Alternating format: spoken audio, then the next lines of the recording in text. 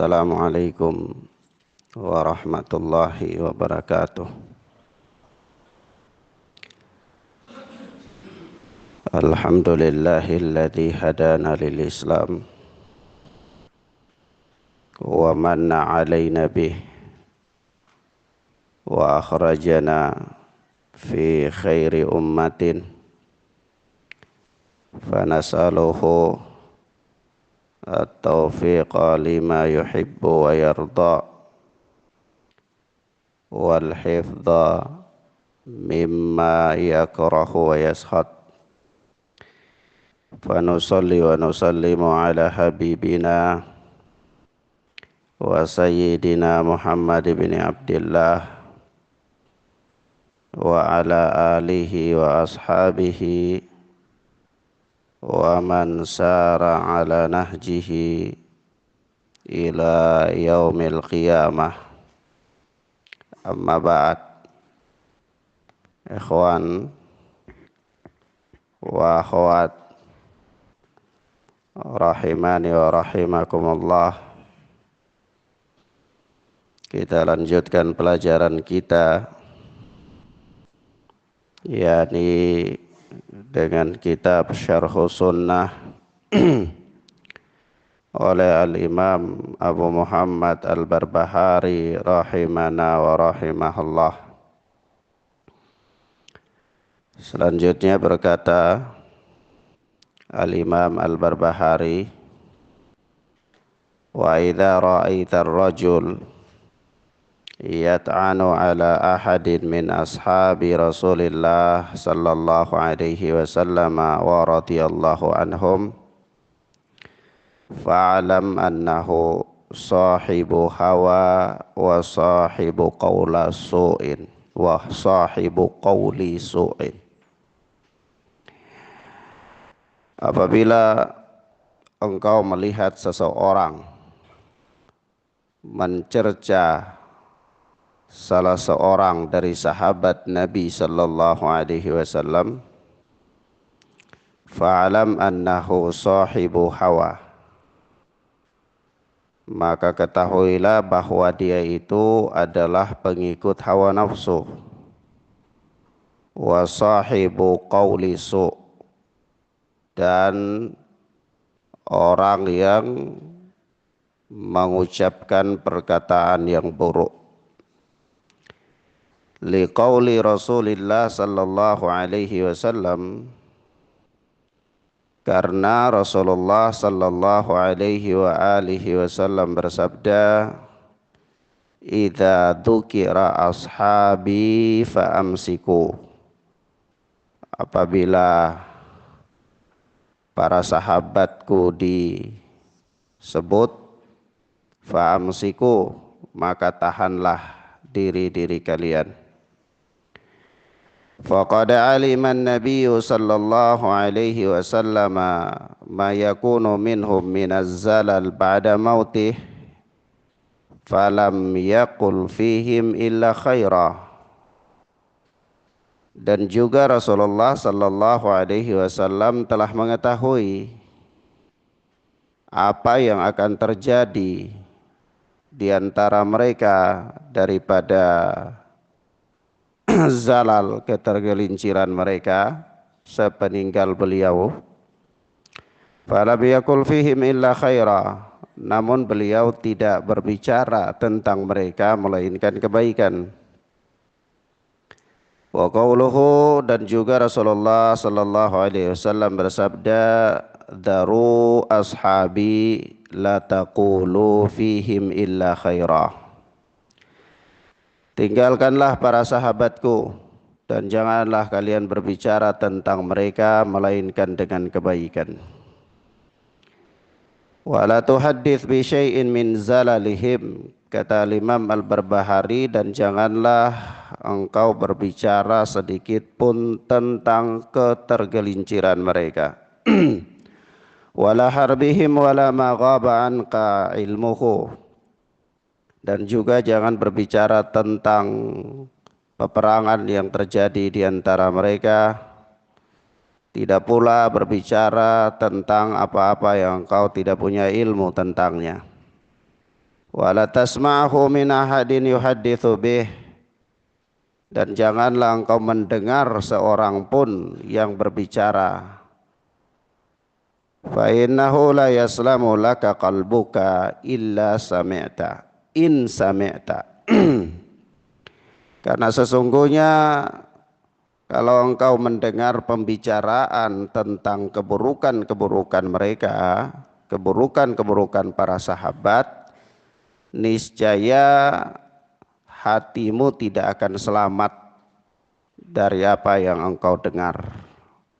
yakni engkau akan terkena syubhat, terpengaruh, sehingga bisa menimbulkan keraguan-raguan dan seterusnya.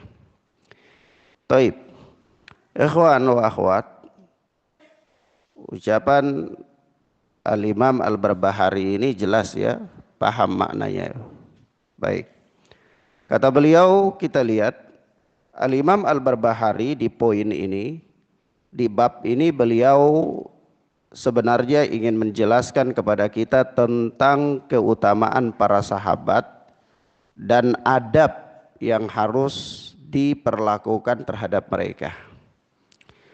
Sekaligus adalah merupakan bantahan terhadap orang-orang yang melanggar kehormatan para sahabat dari kalangan para Syiah Rafidhah dan juga sebahagian dari para kaum Khawarij yang mengkafirkan para sahabat dan yang lainnya.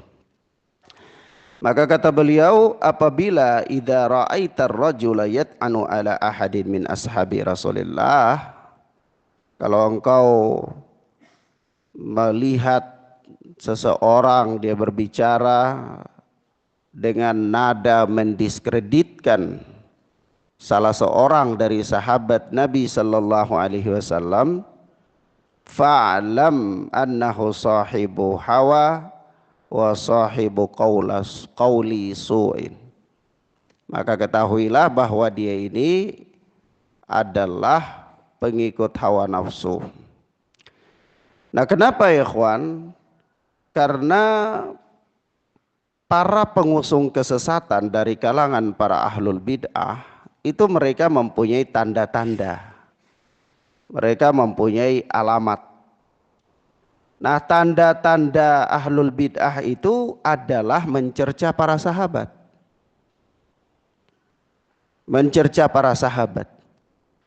Bahkan Rasulullah sallallahu alaihi wasallam mengatakan mencerca para sahabat itu merupakan tanda-tanda nifaq. Datang di dalam hadis Nabi sallallahu alaihi wasallam yang dikeluarkan oleh Al-Imam Bukhari di dalam sahihnya, Rasulullah mengatakan hubbul ansar ayatul iman. Mencintai sahabat Ansar itu tanda keimanan. Wa bughdhuhum ayatun nifaq, dan membenci mereka adalah merupakan tanda nifaq. Membenci para sahabat Ansar merupakan tanda nifaq. Begitu pula telah datang riwayat dikeluarkan oleh Al-Imam Muslim dari sahabat Al-Barra bahwa dia berkata, sami'tu Nabiya sallallahu alaihi wasallam, aku pernah mendengar Nabi sallallahu alaihi wasallam bersabda, al-ansar la yuhibbuhum illa mu'min. Sahabat-sahabat Ansar itu tidak ada yang mencintai mereka melainkan seorang mukmin. Wa yubghiduhum illa munafiq, wa la yubghiduhum illa munafiq, dan tidak ada yang membenci mereka melainkan seorang munafik. Faman ahabbahum ahabbahullah, barang siapa yang mencintai mereka maka Allah pun mencintai dia. Wa man abghadahum abghadahullah, dan barang siapa yang membenci mereka maka Allah pun membenci dia. Nah, ini nas-nas yang menunjukkan kepada kita tentang betapa tingginya kehormatan para sahabat Nabi sallallahu alaihi wasallam. Bahkan banyak ayat ya, kalau kita mau berbicara tentang keutamaan para sahabat itu banyak ayat sekali yang berbicara tentang keutamaan mereka. Bahkan Allah Subhanahu wa taala telah memberikan kepada kita rekomendasi tentang keimanan para sahabat. Yaitu Allah Azza wa Jalla berfirman, "Man yushaqiqir rasula min ba'di ma tabayyana lahul huda wa yattabi' ghaira sabilil mu'minin." Ini syahidnya. Ya. Man yushaqiqir rasula min ba'di ma tabayyana lahul huda, barang siapa yang mendurhakai Rasul setelah datang kepadanya keterangan petunjuk, wa yattabi ghaira sabilil mu'minin, dan dia mengikuti jalan selain daripada jalan orang-orang mukmin. Mukmin di situ disebutkan dalam isim ma'rifah, yaitu al-mu'minin, yaitu orang-orang beriman yang sudah jelas keimanan mereka. Siapa yang dimaksud? Para sahabat. Ya, para sahabat ridwanullahi alaihim ajma'in. Nah, begitu pula banyak sekali ayat-ayat, di antaranya Allah Azza wa Jal mengabarkan kepada kita, laqad radiyallahu 'anil mu'minin id yubayi'unaka tahta syajarah, dan sungguh Allah Subhanahu wa taala telah ridha kepada orang-orang mukmin ketika mereka membaiat engkau di bawah pohon, baiat ridwan, ya. Baiatur ridwan itu yang melakukannya siapa? Para sahabat. Orang-orang yang melakukan baiatur ridwan itu para sahabat. Nah, orang-orang itu kata Allah, laqad radiyallahu 'anil mu'minin. Allah telah ridho terhadap orang-orang mukmin. Maka di sini ada dua. Yang pertama, Allah mengabarkan kepada kita tentang keridhaan Allah untuk mereka, dan yang kedua, Allah mengabarkan kepada kita bahwa mereka adalah orang-orang yang telah dipersaksikan keimanan mereka, yaitu al-mu'minin. Nah, kalau demikian adanya, maka orang yang mendiskreditkan mereka, melecehkan mereka, atau bahkan sampai mengkafirkan mereka, secara otomatis orang ini dia telah membantah firman Allah, dia telah mendustakan firman Allah, dia juga telah mendustakan sabda Nabi sallallahu alaihi wasallam. Maka sangat wajar kalau kemudian itu merupakan tanda-tanda kemunafikan. Ya. Naam. Kemudian Al-Imam Al-Barbahari menyebutkan di sini beberapa nas, ya, yang menunjukkan kepada kita tentang, ya, kehormatan para sahabat itu perlu dijaga, yaitu idza dzukira ashabi famsiku. Ini hadis yang disebutkan di sini, ini hadis Ibnu Mas'ud, ya, dikeluarkan oleh Al-Imam At-Tabrani di dalam Mu'jamul Kabir, ya, yaitu apabila para sahabat itu disebut-sebutkan, maka tahanlah diri kalian. Jadi jangan berbicara tentang ketergelinciran yang terjadi di antara para sahabat, karena yang demikian itu akan membawa kepada, akan menyeret engkau kepada kebinasaan. Maka dari itu Al-Imam Al-Barbahari di bab ini beliau menutup kalimat beliau dengan mengatakan, wala tasma'hu min ahadin yuhadditsu bih fa innahu la yaslamu laka qalbuka in sami'ta. Yaitu maka jangan, tidak boleh engkau mendengar dari seorang pun yang berbicara tentang ketergelinciran para sahabat, berbicara tentang peperangan yang sempat terjadi di tengah-tengah mereka, dan berbicara tentang sesuatu yang engkau tidak punya ilmu tentangnya. Tidak boleh engkau mendengar kepada itu. Kenapa? Karena ketika engkau mendengarnya, maka paling kurang itu hatimu nggak akan selamat. Paling kurang.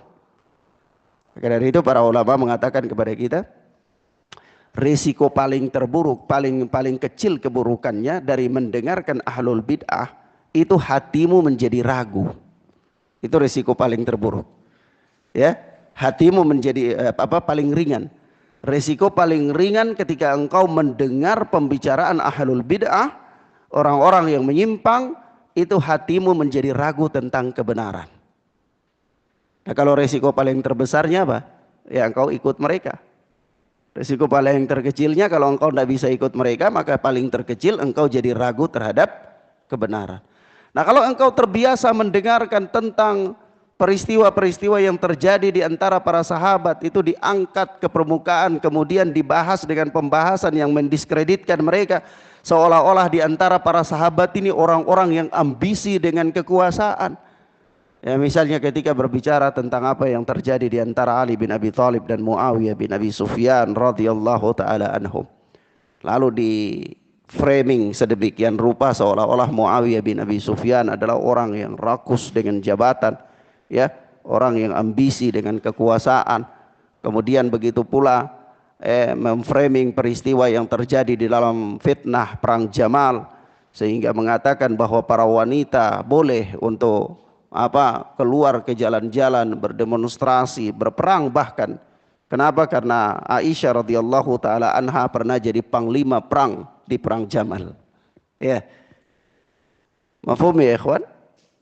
Nah, kalau yang demikian ini, maka apa? Akan terjadi musibah pada keimananmu. Karena kita katakan para sahabat ridwanullahi alaihim ajma'in itu mereka semua adalah para mujtahid. Nah, para mujtahid tentu tidak ada seorang pun yang selamat. Tidak ada seorang pun yang selamat selain dari Rasulullah sallallahu alaihi wasallam. Itu dari A sampai Z dia selamat, tidak ada. Pasti pada beberapa perkara ada ketergelinciran, ada kekeliruan. Tetapi kalau kekeliruannya itu adalah kekeliruan seorang mujtahid, maka ma'fuun wa maghfurun. Dimaafkan dan diampuni oleh Allah Azza wa Jalla. Sebab itu kalau antum murojaah lagi pembahasan awal daripada kitab Syarh Sunnah ini, itu ada satu bab, ada satu poin yang berbicara kepada kita, yang Al-Imam Al-Barbahari menerangkan kepada kita tentang ketergelinciran seseorang dari kebenaran. Nah, orang yang tergelincir dari kebenaran itu ada dua. Ada orang yang pertama adalah dia mujtahid, terkenal dengan kebaikan-kebaikannya. Dia orang yang bersungguh-sungguh berpegang dengan kebenaran dan mendakwakan kebenaran, mengamalkan kebenaran, tapi dalam beberapa poin, beberapa perkara dia tergelincir. Iya. Adapun kelompok orang yang kedua, dia tergelincir karena memang dia sengaja ingin menyelisihi kebenaran. Iya. Maka bagaimana sikap kita? Ya, sikap kita terhadap orang yang pertama adalah kita tidak mengikuti ketergelincirannya, tetapi kita tetap menjaga kehormatannya. Ya. Lah, kondisi orang kedua, kita tidak mengikuti ketergelincirannya dan kita membantah ketergelincirannya. Bagi orang yang tahu, wajib untuk menjelaskan apa? Ketergelincirannya. Nah, para sahabat berada pada posisi yang pertama. Orang-orang yang terkenal dengan keimanannya, orang-orang yang terkenal dengan kebaikan agamanya, orang-orang yang terkenal dengan keikhlasannya, bahkan sampai Rasulullah mengatakan, kalau infaknya salah seorang dari kalian itu dengan emas sebesar gunung Uhud, itu tidak seimbang dengan infaknya para sahabat yang satu telapak tangan atau bahkan separuhnya saja. Iya. Kenapa begitu? Karena dilihat dari besarnya keikhlasan, ya, dan keutamaan-keutamaan, sejumlah keutamaan yang mereka miliki. Nah, sampai antum lihat, para sahabat adalah orang-orang yang paling terkenal dengan kebaikan-kebaikan. Tidak ada satu kebaikan yang diketahui oleh mereka, melainkan pasti mereka berlomba untuk melakukannya. Nah, antum lihat dalam sejarah mereka. Abu Bakar As-Siddiq radhiyallahu taala anhu dengan Umar ibn al-Khattab, itu dalam banyak kesempatan itu berlomba dalam kebaikan-kebaikan. Sampai yang paling ma'ruf berlomba dalam apa? Sedekah. Umar bin Khattab ketika Rasulullah memotivasi para sahabat untuk bersedekah, kata Umar bin Khattab, hari ini hari di mana aku akan mengalahkan Abu Bakar As-Siddiq. Ya. Maka dia datang bawa harta-hartanya, sedekah, infak di hadapan Nabi. Kata Nabi, apa yang kau tinggalkan ya Umar kepada keluargamu? Kata dia, masih ada separuh ya Rasulullah. Oh ya, enggak apa-apa. Tidak lama datang Abu Bakar As-Siddiq bawa infaknya. Apa kata Rasulullah? Apa yang kau tinggalkan kepada keluargamu? Kata Abu Bakar As-Siddiq, yang aku tinggalkan kepada keluargaku adalah Allah dan Rasulnya. Apa kata Umar bin Khattab? Memang aku nggak bisa ngalahin ini orang. Ya, nah antum tahu peristiwa hijrahnya Abu Bakar As-Siddiq? Ketika Abu Bakar As-Siddiq radhiyallahu taala anhu hijrah bersama Rasulullah, menemani Rasulullah keluar meninggalkan kota Makkah, itu bapaknya Abu Kuhafa datang ngamuk-ngamuk di rumahnya Abu Bakar As-Siddiq. Marah, ngomel. Kenapa itu? Ngomong ke Asma binti Abi Bakar radhiyallahu taala anha. Kenapa itu bapak kalian? Sungguh dia telah mengorbankan seluruh hartanya untuk membela Muhammad sallallahu alaihi wasallam. Dan sekarang dia telah pergi meninggalkan kalian dan dia tidak meninggalkan apa-apa untuk kalian. Semua hartanya dihabiskan, dirinya juga dia korbankan untuk Muhammad sallallahu alaihi wasallam. Bagaimana tanggung jawab dia terhadap kalian, keluarganya? Maka Asma radhiyallahu taala anha, orang yang cerdas, dididik dengan penuh keimanan, ya, tidak dimanja-manja, ya. Padahal bapaknya seorang konglomerat bangsa Arab ketika itu. Abu Bakar As-Siddiq itu konglomerat bangsa Arab ketika itu. Ya, tetapi anak-anaknya luar biasa sekali. Nah, ketika Asma radhiyallahu taala anha mendengar ini, apa kata dia? Ya kakek, siapa bilang bapak kami pergi tidak meninggalkan kami harta benda? Justru dia meninggalkan kami makanan yang sangat banyak sekali. Nah, pas ketika itu di rumahnya mereka itu ada dinding yang bocor. Nah, dinding itu ditumpukkan batu-batu, pakaian-pakaian di situ untuk menghalangi bocornya rumah itu. Karena pakaian tertumpuk di situ banyak. Abu Kuhafa ini matanya sudah rabun gak lihat, kata Asma, nih saya tunjukkan makanan yang ditinggalkan oleh bapak kami. Dia ambil tangannya, dia letakkan di atas pakaian-pakaian itu. Dia katakan, nih bapak kami meninggalkan kami harta benda yang banyak. Begitu Abu Kuhafa pegang-pegang, rasanya ya kayaknya ini gandum yang sangat banyak nih. Kata dia, ya udah nggak apa-apa kalau gitu, biarlah dia pergi. Subhanallah. Iya. Artinya apa ya kawan? Inilah gambaran kehidupan mereka. Nah, jangankan itu, satu permasalahan Aisyah radhiyallahu taala anha.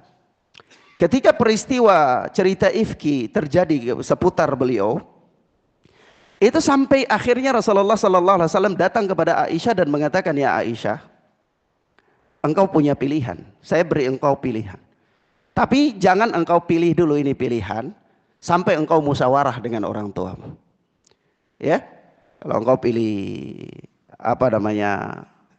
ini bukan terkait dengan cerita ifki, tapi terkait dengan peristiwa Rasulullah memboikot istri-istrinya selama 1 bulan, ya.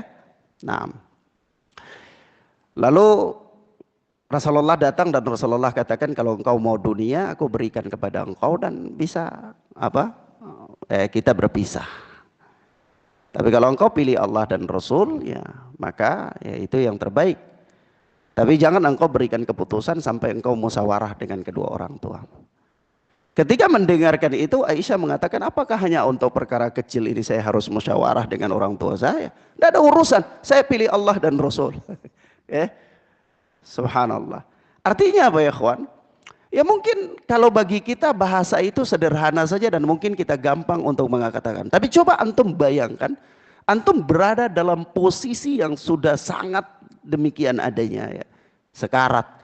Ya, sekarang ini banyak kasus-kasus orang bercerai karena ya masa Covid baru berlalu, penghasilan gak ada dan seterusnya.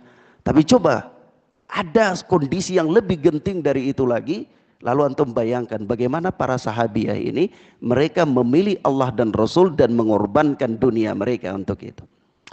Yang ingin anak katakan di sini adalah, inilah gambaran tentang kehidupan mereka, bagaimana mereka itu orang-orang yang benar-benar fastabiqul khairat, berlomba-lomba untuk kebaikan. Mereka abaikan seluruh kepentingan-kepentingan keduniaan untuk mendapatkan kepentingan akhirat.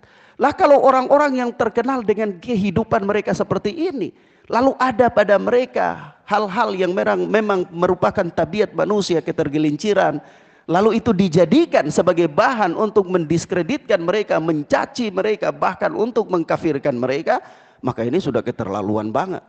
Ya. Maka dari itu pembahasan ini dimasukkan oleh para ulama dalam kitab-kitab akidah. Maka kalau antum baca satu kitab akidah apapun, pasti di dalamnya ada pembahasan tentang tidak boleh berbicara tentang kekeliruan para sahabat dan larangan daripada mencerca para sahabat. Dia masuk dalam poin perkara akidah. Ya. Naam. Kemudian ikhwanna fiddin azani Allahu wa iyyakum. Selanjutnya berkata Al-Imam Al-Barbahari rahimana wa rahimahullah. Wa idza sami'ta ar-rajul yat'anu 'alal athar aw yaruddal athar aw yuridu ghairal athar fattahimhu 'alal islam wala tashukka annahu sahibu hawa mubtadi' wa'lam anna jawras sultan la yunqisu faridatan min faraidillahi allati iftaradaha ala lisani nabiyhi sallallahu alaihi wasallam jawruhu ala nafsihi wa tatawwu'uka wa birruka ma'ahu tamun insyaallahu ta'ala yani al-jamaah wal jumu'ah ma'ahum wal jihad ma'ahum wa kulla syai'in minat ta'ati fasyarikhum fihi falaka niyatuk. Kata Imam Al-Barbahari, wa idza sami'ta ar-rajul yat'anu 'alal athar aw yaruddal athar aw yuridu ghairal athar, apabila engkau mendengar seseorang dia mendiskreditkan athar, ya di hadis-hadis Nabi sallallahu alaihi wa alihi wasallam, wa yaruddal athar, dan dia menolaknya, au yuridu ghairal athar, atau dia menginginkan sesuatu yang lain selain daripada petunjuk Nabi sallallahu alaihi wa alihi wasallam, fattahimhu 'alal islam, maka tuduhlah keislamannya, curigailah keislaman orang ini. Wala tasyukka annahu sahibu hawa mubtadi', dan jangan engkau ragu bahwa orang ini adalah pengikut hawa nafsu dan ahli bid'ah. Nah ini ya ikhwan adalah perkara yang merupakan perkara akidah. Al-Imam Ibnu Battah itu telah menyebutkan athar-athar tentang perkara ini banyak sekali dalam Ibanatul Kubra maupun di dalam Ibanatul Sughra. Yaitu sebagaimana dimaklumi bahwa para pengusung kebenaran itu mereka mempunyai ciri khas. Demikian pula para pengusung kebatilan itu mempunyai ciri khas.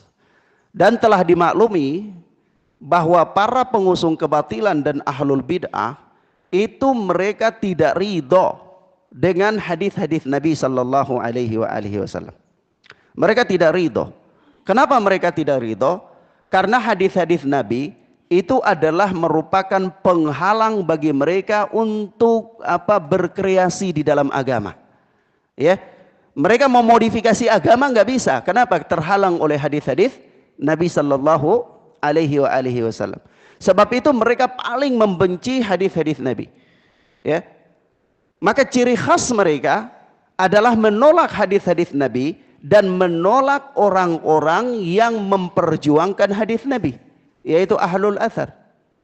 Sebab itu ketika para imam-imam mereka berbicara tentang hadis Taifah Mansurah, la yazalu qaumun dhahirina 'alal haq la yadurruhum man khalafahum hatta ya'tiya amrullah.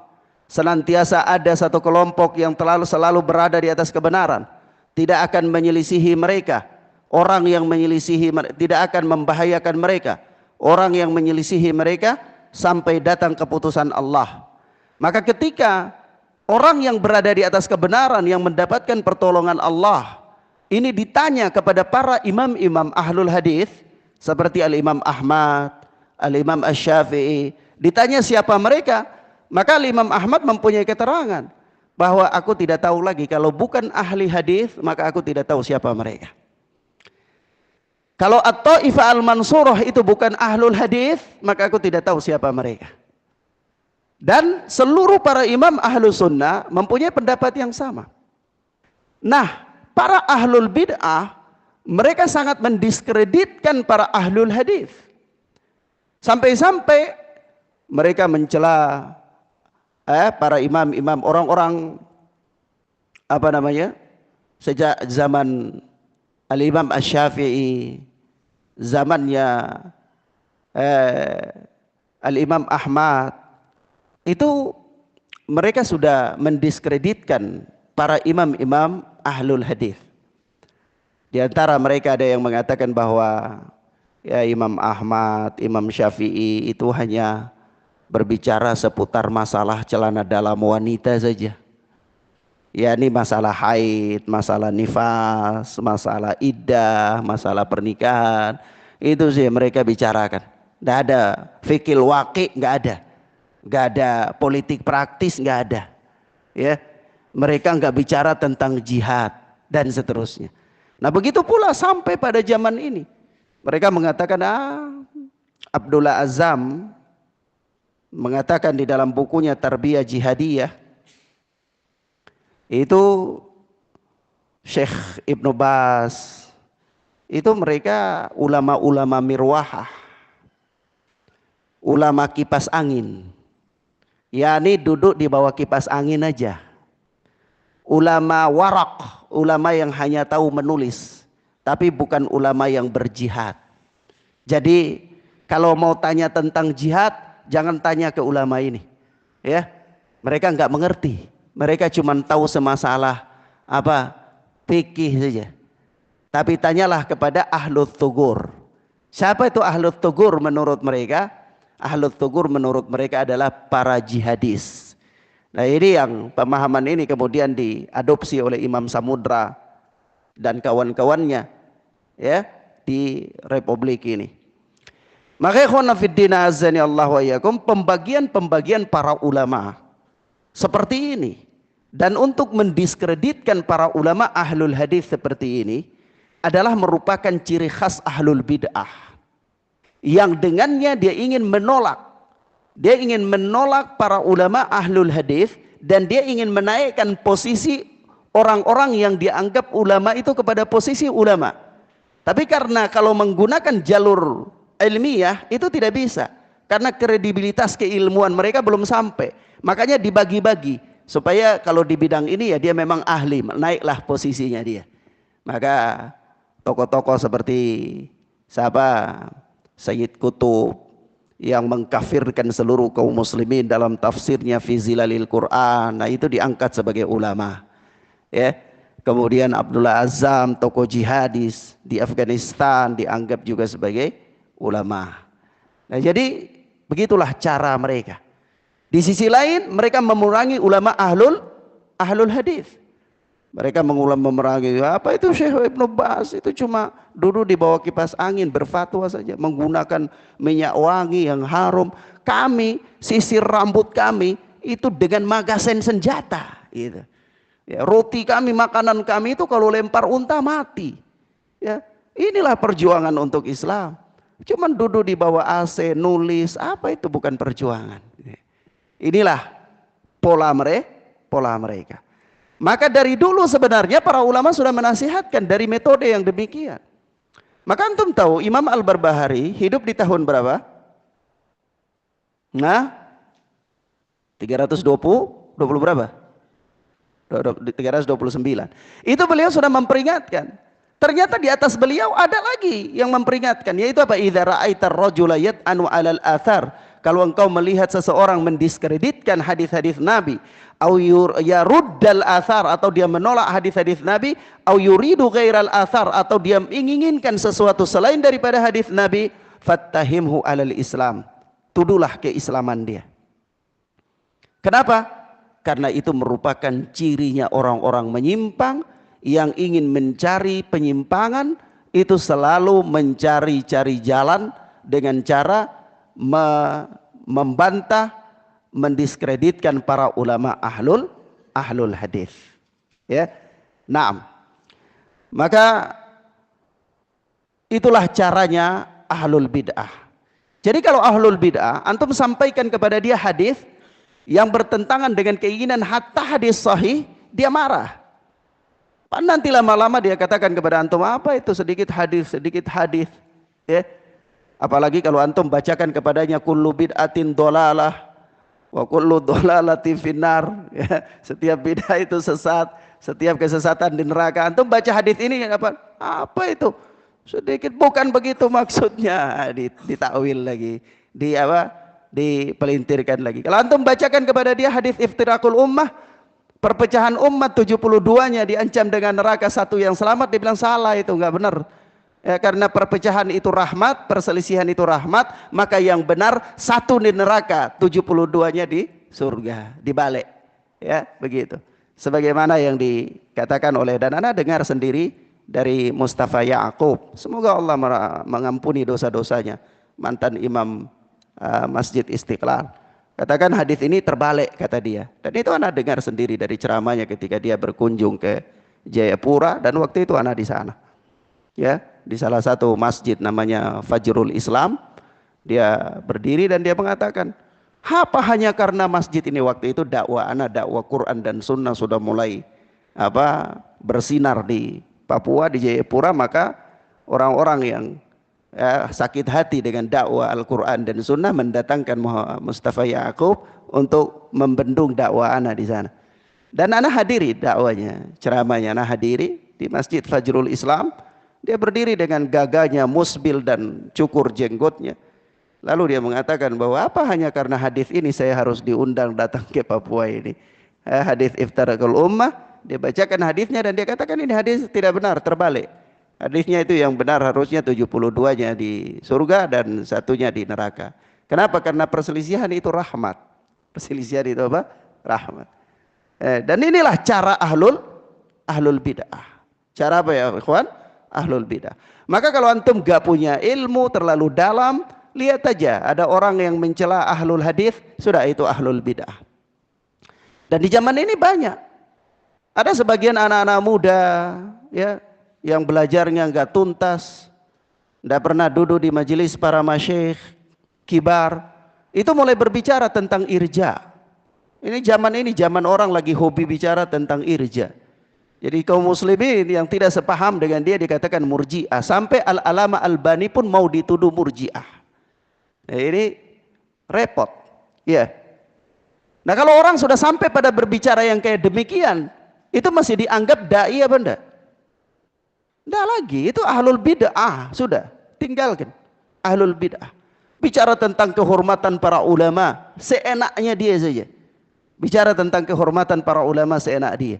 Bicara tentang kehormatan orang-orang yang membela Al-Quran dan Sunnah, mendedikasikan kehidupan mereka untuk membicarakan, membela Al-Quran dan Sunnah, melakukan tarbiyah dan tasfiyah.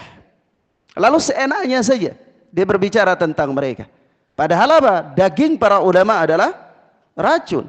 Maka kalau orang seperti ini berlaku kepada dia apa? Berlaku kepada dia apa yang dikatakan oleh Al-Imam Al-Barbahari ini. Fattahimhu alal Islam.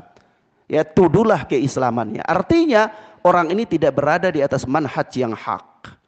Orang ini tidak berada di atas manhaj yang benar. Kapan? Ketika dia menuduh ulama ahlul sunnah.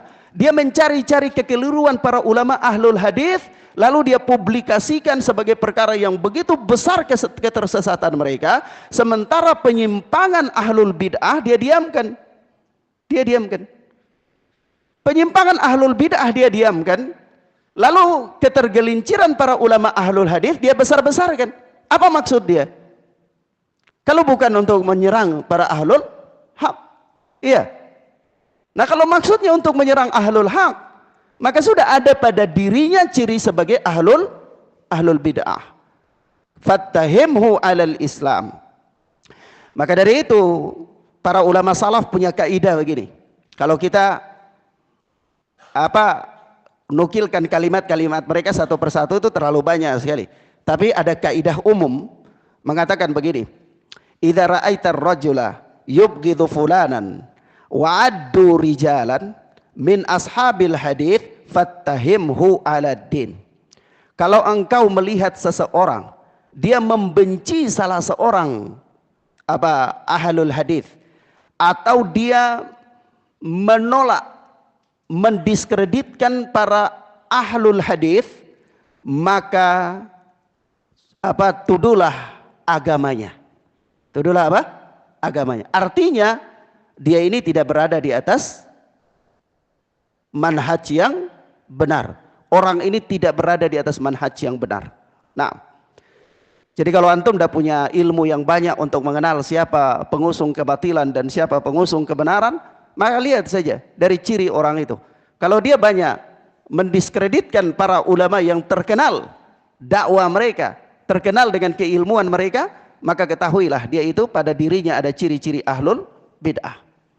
Seenaknya saja bicara tentang ulama, seenaknya saja bicara tentang imam-imam ahlul hadits, maka pada dirinya ada ciri-ciri sebagai ahlul bid'ah. Nah, kemudian kata Imam Al-Barbahari yang berikut, wa'lam anna jawra sultani la yunqisu faridatan min faraidillahi allati iftaradaha ala lisani nabihi sallallahu alaihi wasallam.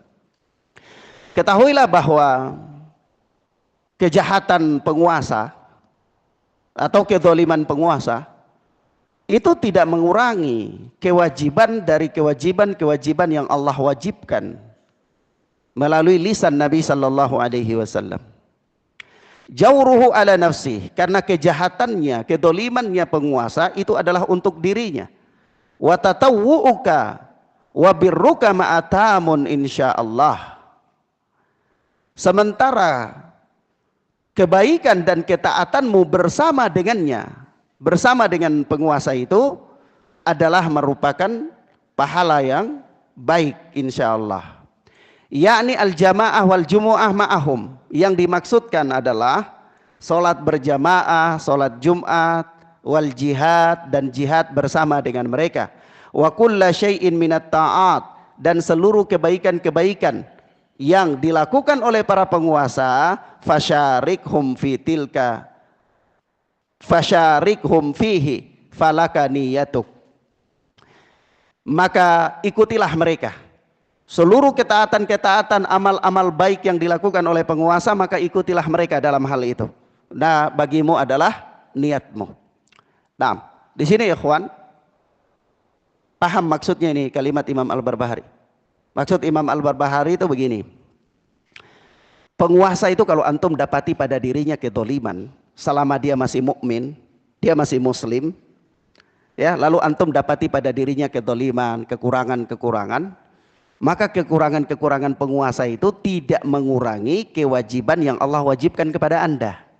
Ya, misalnya Allah mewajibkan Anda supaya jangan memberontak kepadanya, ya. Nah, itu jangan karena kezaliman dia lalu Anda melakukan pemberontakan begitu. Paham ya? Kenapa ya, ikhwan? Karena kalau penguasa itu dia zalim, maka kezaliman penguasa itu atas dirinya sendiri. Kalau dia melakukan kemaksiatan, maka kemaksiatannya itu atas dirinya sendiri. Kalau dia itu berdosa, maka dosanya itu atas dirinya sendiri. Begitu. Paham ya? Nah, sementara kebaikan Anda bersama dengan penguasa, ya tentu Anda mendapatkan pahala atasnya. Anda sholat Jumat bersama penguasa, Anda sholat jamaah bersama penguasa, Anda berhari raya bersama penguasa, Anda berjihad bersama penguasa, Anda melakukan amal-amal kebaikan yang disyariatkan oleh Allah bersama dengan penguasa, maka itu kebaikannya kepada Anda. Tapi kalau misalnya ada penguasa itu dia melakukan kejahatan, untuk Anda apa bukan? Dia melakukan kejahatan, kejahatan dia itu untuk Anda apa bukan? Bukan untuk dia. Kejahatannya untuk dia. Maka dari itu selama penguasa itu tidak memerintahkan Anda kepada sesuatu yang haram, maka Selama itu Anda berkewajiban untuk menaatinya. Dia memerintahkan Anda supaya jangan tabrak jalur di lalu lintas, ya taati, jangan zalim. Dia perintahkan Anda kalau berkendaraan tidak boleh pakai sorban atau pakai peci, tapi pakai helm supaya kepala Anda kalau ada benturan jangan musibah. Ya taati. Itu bukan hal yang maksiat kepada Allah Subhanahu wa taala. Dia perintahkan Anda kalau mau berangkat haji harus bersama dengan pemerintah, ya taati. Ya. Dia perintahkan Anda kalau urusan haji dan urusan itu diatur oleh pemerintah, ya taati. Diatur oleh pemerintah. Dia perintahkan Anda berjihad itu bersama dengan pemerintah, ya taati. Wah, dia korup Ustaz, dia pencuri. Ya sudah, ya pencurinya dia itu dosa dia dengan Allah. Dosa dia dengan apa? Allah Subhanahu wa taala. Dia zalim Ustaz, ya kezaliman dia, urusan dia dengan Allah. Anda bukan malaikat pencatat dosa. Iya. Tapi dosa penguasa itu adalah milik dia dengan Allah Subhanahu wa taala. Adapun kebaikan-kebaikan yang ada dari penguasa, Anda tetap harus taat kepadanya. Iya, mafhum ya ikhwan? Baik. Ini prinsip yang paling agung yang memang dengan prinsip inilah membedakan antara ahlus sunnah, as-salafiyun dan yang lainnya. Naam. Wallahu ta'ala a'lam bis-shawab ikhwan. Ila huna naktafi bihadzal dars. Kita cukupkan pelajaran kita sampai di sini insyaallah. Kita lanjutkan pada pertemuan berikutnya biidznillah taala. Wassallallahu ala nabiyina Muhammad wa ala alihi wa sahbihi wasallam. Subhanakallahumma bihamdika asyhadu an la ilaha illa anta astaghfiruka wa atubu ilaik. Wassalamualaikum warahmatullahi wabarakatuh.